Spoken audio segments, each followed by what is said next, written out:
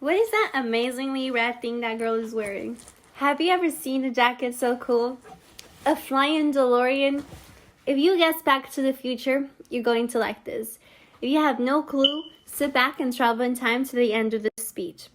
In 1985, Back to the Future, a witty action-adventure comedy fantasy film was released. Since then, it is considered one of the best teen movies of the 1980s. It is recognized for its soundtrack of Huey Lewis and the News and for its special effects.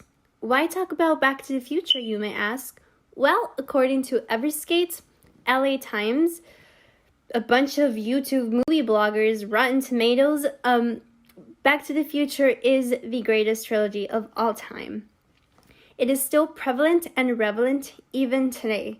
It has inspired many people, TV shows, and movies that we well recognize today. I have been studying video design and editing since I was in high school, and I've taken cinema literature in college and have been a cinematic fanatic since I could remember. And I think everyone should watch Back to the Future and learn about what makes it so special.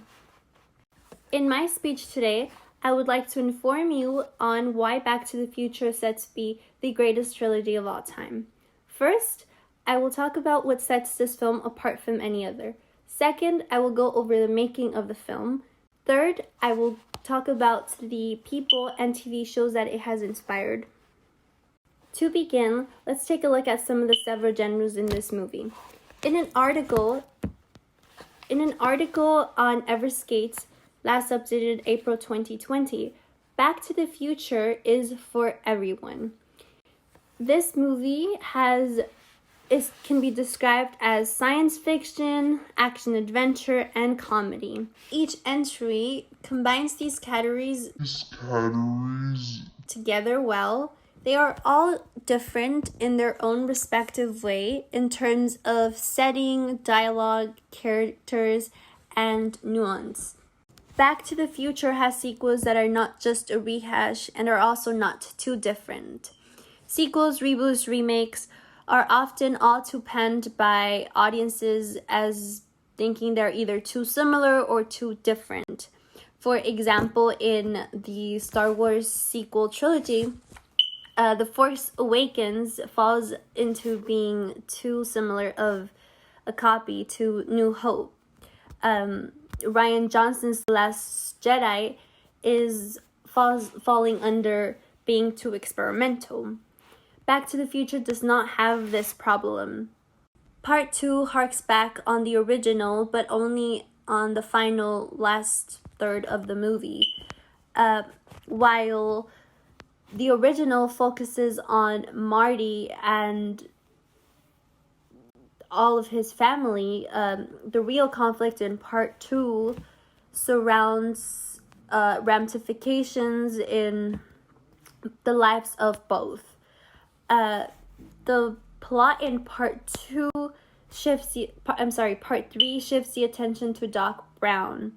Though in Part 3, Marty's family and ancestors are still present, the audience is more concerned about Doc's love interest, romantic burgeoning interest with Clara Clayton.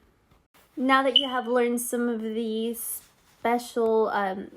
some of the reasons why this movie is special and it is set apart from other trilogies, you will learn about the wit, humor, and dialogue being truly genius.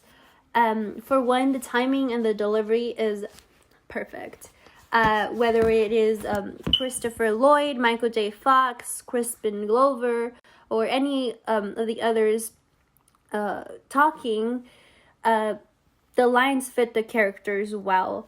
For example, when the antisocial nerdy George McFly says density instead of destiny when proposing to Lorraine to go with him to the dance of the Enchantment Under the Sea, or many other catchphrases are repeated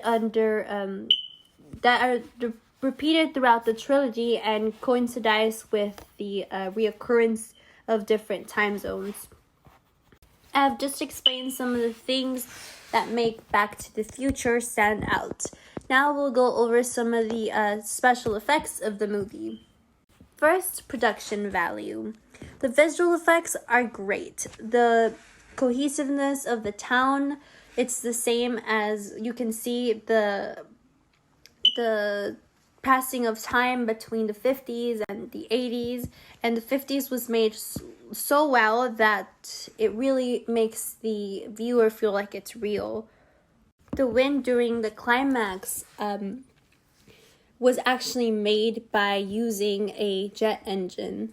Das Reviews stated that the reliance of practical effects paid off well, and if it would be a shame to ever see the remake or a reboot of the franchise rely way more on CGI, because like even the DeLorean still vanishes with a perceivable explosion. Next, let's talk about the soundtrack.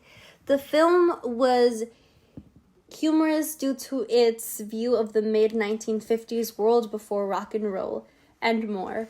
It was filled with 50s period props such as the Four Aces singing Mr. Sandman and Davy Crockett posters and Marty singing of Johnny Be Good to an astonished audience.